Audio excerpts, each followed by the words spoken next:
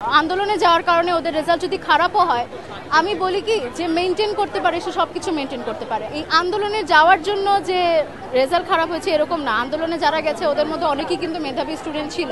I was always supporting from online, আমি online থেকে support করেছি যতটুকু পেরেছি। রেজাল্টের সংস্কার করার আগে যদি পড়াশোনার মানে সংস্কার করে তারপর রেজাল্টের সংস্কার পরীক্ষা সংস্কার করতো তাহলে হয়তো আরও বেশি ভালো হতো। যখন ল্যাপটপে বসে আজকে 10টা বাজিয়ে যখন রেজাল্টটা আমি টাইপ করছিলাম তখন আমার হাত পা কাঁপছিল। ফার্স্ট অফ অল ভাবতেছিলাম যে আসলে আসানোর রেজাল্ট হবে কিনা।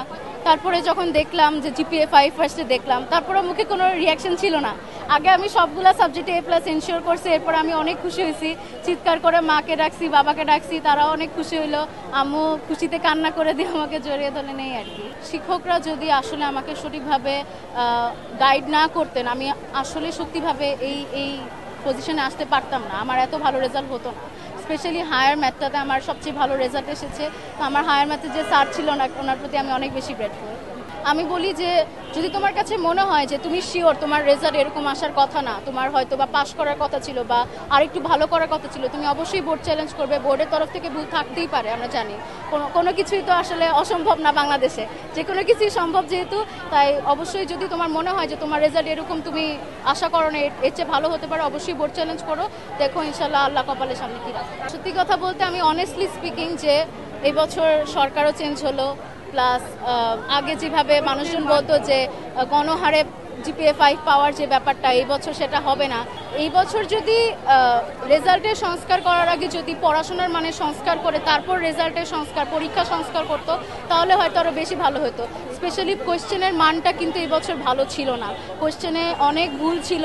পরীক্ষার হলে একটা ভুল কোয়েশ্চেন যখন আমরা বারবার চেষ্টা করি আমাদের কতগুলো টাইম কিন্তু চলে যায় হাত থেকে, ওই সময়টাতে আমরা যে ওভারকাম করতে পেরেছি তার জন্য আলহামদুলিল্লাহ। বাট কোয়েশ্চেনের মান আরেকটু ভালো হলে ভালো হতো। আর এবার শুনেছি নাকি এবার পর্যাপ্ত টিচাররা খাতা দেখছেন না, অন্য কেউ খাতা দেখছে।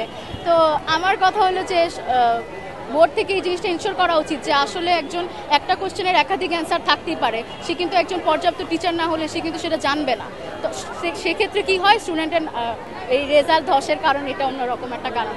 আন্দোলনের কথা বলতে গিয়ে আমি বেসিক্যালি আন্দোলনে যাই নাই সত্যি কথা বলতে, but I was always supporting from online, আমি অনলাইন থেকে সাপোর্ট করেছি যতটুকু পেরেছি। এবার যদি বলি আন্দোলনে যাওয়ার কারণে ওদের রেজাল্ট যদি খারাপও হয় আমি বলি কি যে মেইনটেইন করতে পারে সে সব কিছু মেইনটেইন করতে পারে। আমি নিজে শুধু পড়াশোনার পাশাপাশি আমি নাচ গান, ইভেন আপনাদের মতো একজন সাংবাদিকও আমি 21 টিভিতে, প্লাস আমি নিউজ প্রেজেন্টিংও করেছি। তো আমি সব কিছু মেইনটেইন করেই তো করেছি, তাই না? করেছি তো।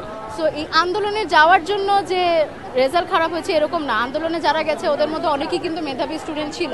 দ্যাট ডাজেন্ট মিন যে আন্দোলনে যাওয়ার কারণে ওদের রেজাল্ট খারাপ হয়েছে।